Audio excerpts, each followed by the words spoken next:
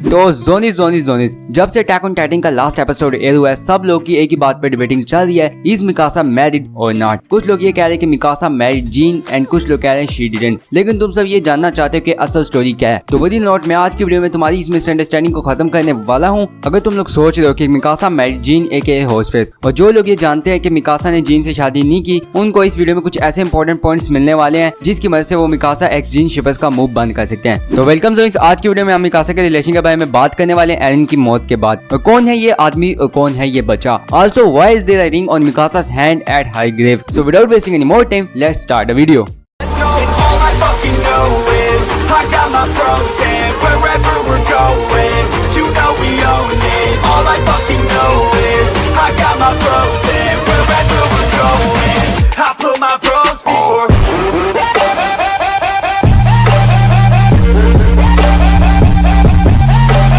Mikasa ने शादी नहीं की, तुम लोग मेरी बात नोट कर लो। और शुरू करने से पहले मुझे पता है कि काफी लोग मुझे कहेंगे अगर मिकासा ने शादी नहीं की तो ये आदमी कौन है और ये बच्चा कौन है। सॉलिड फैक्ट जिसकी वजह से सब लोग जीन को मिकासा का हस्बैंड कह रहे हैं, बट इसीलिए हम जीन से ही शुरू करते हैं। तो काफी लोग कह रहे हैं कि ये जो आदमी है मिकासा के साथ वो जीन है, बट तुम लोग गलत हो, क्योंकि तुम लोगों में से ज्यादातर लोगों को ये जीन इसी वजह से लग रहा है इसके hair style, because it's the same as jeans. लेकिन तुम लोग आर्मिन के भी हेयर स्टाइल को शिप पर जरा देखो, जो बिल्कुल जीन के जैसे हैं बट वो थोड़े शॉर्ट हैं। देन इसियामा साई ने अटैक ऑन टाइटन मांगा के एंड के बाद एक इनिशियल स्केच रिलीज किया जहाँ तुम लोग मिकासा और आर्मिन को देख सकते हो। And Armin's hairstyle is literally the same as this guy who came with Mikasa. और अब हेयर स्टाइल वाला अगर तुम्हारा डाउट क्लियर हो चुका है तो मैं नेक्स्ट वाला डाउट क्लियर करता हूँ, इस बंदे की हाइट और आर्मिन की हाइट। अब तुम लोग इस आदमी को आर्मिन इसलिए नहीं मान रहे क्योंकि इसकी हाइट लंबी है और तुम सब आर्मिन को शॉर्ट समझ रहे हो ना। तो मैं तुम्हें बता दूं कि यहाँ पे मिकासा जब इस आदमी के साथ एरिन के ग्रेव पर आई तो मिकासा की गोद में एक बच्चा बैठा हुआ था, जिसकी वजह से मिकासा वहाँ पे थोड़ी बैंड होकर बैठी हुई थी। और मैं इस बच्चे को बताऊंगा कि ये बच्चा आगे कौन है।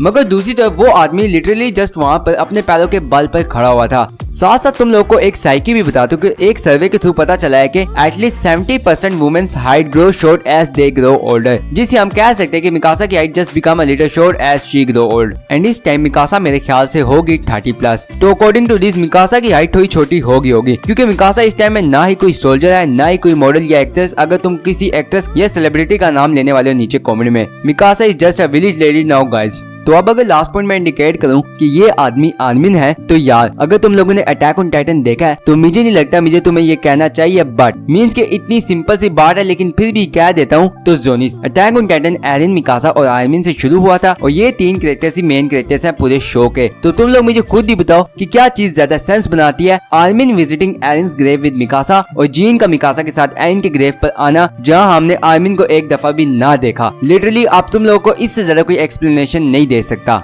अब बात करते हैं कि ये बच्चा कौन है। तो मेरी बात सुनो, ये बच्चा 100% अडॉप्टेड या ऑर्फन है। एंड व्हाई यू आस्क, तो तुम लोग को सीजन 3 का एक एपिसोड तो याद होगा जहां Historia, Eren, Mikasa, Armin and हमारी गैंग के बाकी सब मेंबर्स एक ऑर्फनेज की देखभाल करने गए थे हिस्टोरिया के कहने पर। तो वहाँ पे सिर्फ 2 ही बंदे थे जो बच्चों की सही तरह देखभाल कर रहे थे, मिकासा एंड हिस्टोरिया। एंड अब जब एरिन मर गया और मिकासा अपने आर्मिन और एरिन के होम टाउन वापस आ गया तो ये बात काफी सेंस बनाती है कि मिकासा वहाँ पे ऑर्फनेज की देखभाल करे। फर्स्ट ऑफ ऑल मिकासा खुद ही एक ऑर्फन थी, एंड सेकंड हिस्टोरिया अब क्वीन बन गई है तो उसके पास टाइम नहीं होता होगा कि वो अब उस ऑर्फनेज की देखभाल करे। एंड इसी के चलते मिकासा ऑर्फनेज की केयरटेकर बन गई, क्योंकि मिकासा ना ही अब कोई सोल्जर है ना ही कुछ और ये बात बहुत भी सेंस बनाती है कि ओल्ड मिकासा के साथ इतने बच्चे कौन है जब वो एरिन के ग्रेव पर आई थी। एंड ये जो बच्चा मिकासा और आर्मिन के साथ आया है, ये बच्चा बहुत छोटा है जिसकी वजह से मिकासा इसको अपने साथ ले आई होगी। प्लस इतने छोटे बच्चे को तुम अकेला तो नहीं छोड़ सकते, और रंबलिंग में 80% ह्यूमैनिटी मर गई, तो उसके हिसाब से तो पता नहीं कितने बच्चे ऑर्फन, अनाथ वगैरह हो गए होंगे, बेशक वो 1 मंथ ओल्ड हो या फिर अभी अभी पैदा क्यों ना हो।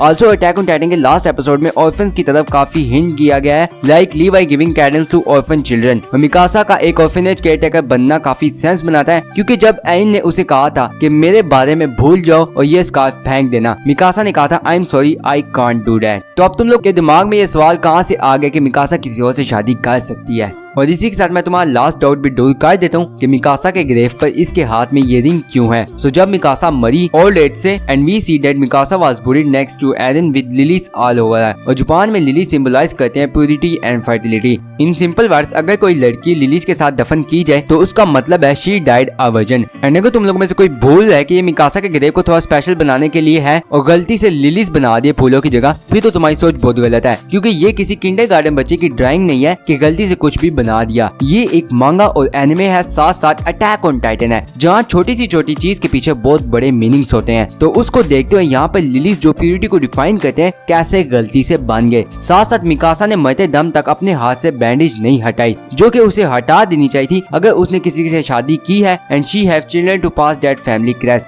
बट मिकासा ने ये बैंडेज नहीं हटाई, which indicate she didn't pass the crest to her children, जो कि ये साबित करता है कि मिकासा के बच्चे है ही नहीं टू बिगिन विद, और उसने शादी नहीं की। आल्सो कौन सा हस्बैंड अपनी वाइफ को उसके एक्स के साथ दफनाएगा? लिटरली मैं तो ऐसा ना करूं। एज वी नो जीन वो कभी ये ना करे। और अटैक ऑन टाइटन के लास्ट एपिसोड की एंडिंग आउटरो में हमने देखा था कि मिकासा आफ्टर लाइफ में एरिन को मिलती है, और उस एंडिंग के लिरिक्स से ये भी पता लगता है कि एरिन मिकासा का वेट कर रहा था आफ्टर लाइफ में, और मिकासा मरने का वेट कर रही थी कि कब वो अपने बिलविड एरिन से मिलेगी। आल्सो अगर बात की जाए इस रिंग की जो मिकासा के ग्रेव पर थी उसके हाथ में, तो वो रिंग सिंपली उसकी चैस्टिटी को डिफाइन कर सकती है, क्योंकि अब आपके हाथ पे कोई रिंग इसका मतलब ये तो नहीं दैट यू आर मैरिड।